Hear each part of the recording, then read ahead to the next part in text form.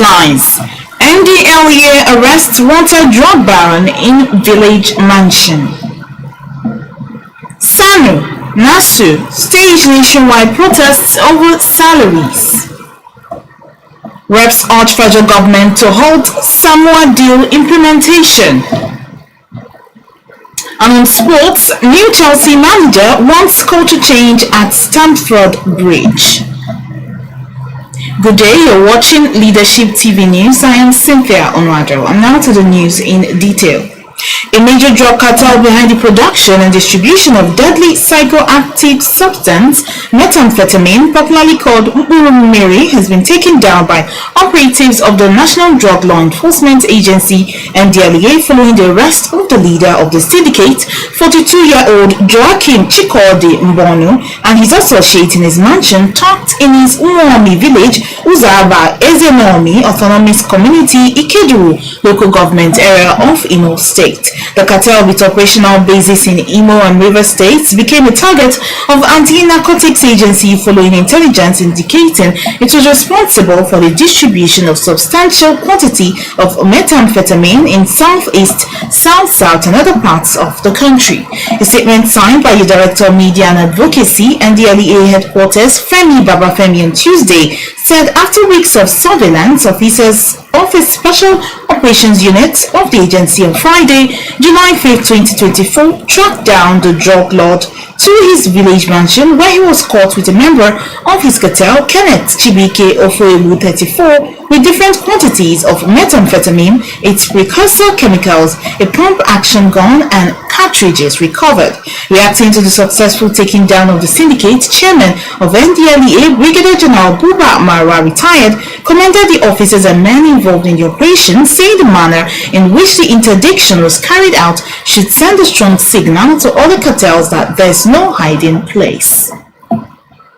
And moving on now, members of the Senior Staff Association of Nigerian Universities, SANU, and the Non-Academic Staff Union of Educational and Associated Institutions, NASU, on Tuesday staged protests within public university campuses nationwide demanding the immediate release of their withheld salaries. In Abuja, protesters gathered at the entrance of the University of Abuja carrying placards with various inscriptions and calling on the federal government to release their withheld salaries and address other outstanding demands.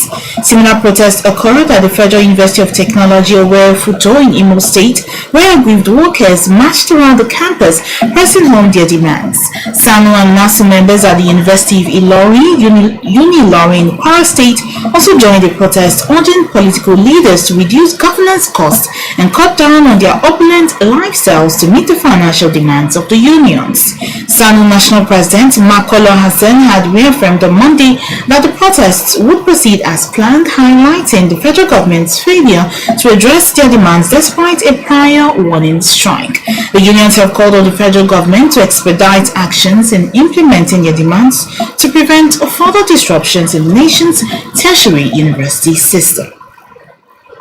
Now, in other news stories, the FCT command of the Federal Road Safety Corps (FRSC) has apprehended over 100 traffic offenders in Abuja within the last week as part of its ongoing Operation Green Light Enforcement campaign in the city center. FCT Sector Commander of the FRSE, Muta Chori, in an interview with the news agency of Nigeria Now on Tuesday, highlighted the persistent issues of motorists, particularly commercial drivers, routinely ignoring traffic lights.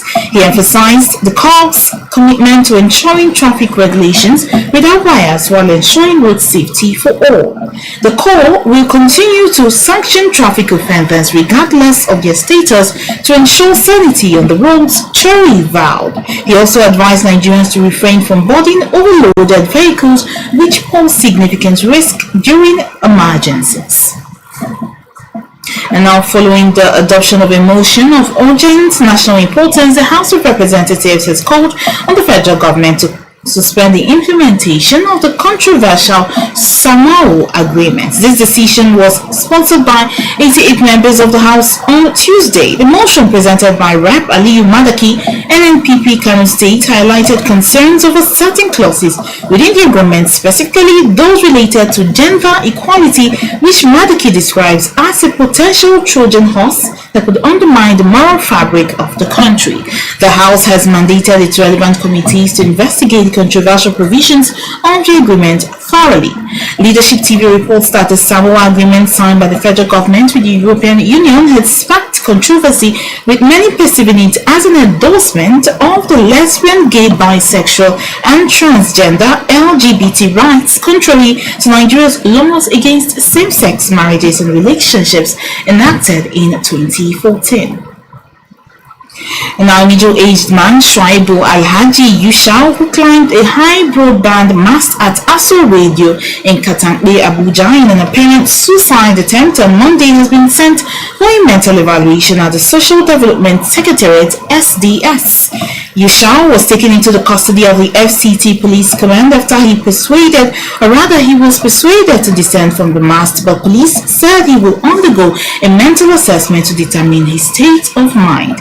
Eyewitnesses reported that Yushau's action caused a widespread panic and alarm among residents and passers-by when he was spotted on the mast on Monday. FCT Police Public Relations Officer SP Josephine Ade, in an update on Tuesday, stated that Yushau will be charged with attempted suicide, disturbance of public peace, and incitement if he is found to be mentally stable after the evaluation. And now finally, on sports news, new Chelsea manager Enzo Maresca is looking to change the culture and bring more aggression into the team to turn around the fortunes of last season's Premier League underachievers.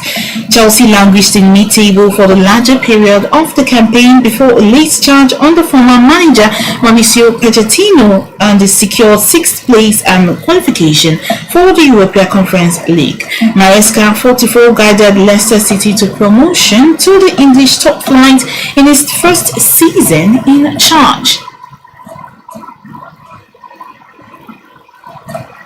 Well, that's all we have for you here on Leadership TV. For more of our news stories, you can log on to our website www.leadership.ng. Many thanks for watching. For sponsorship and advert placements, please contact 080-3688-6158. Last Word Leadership Podcast Studio.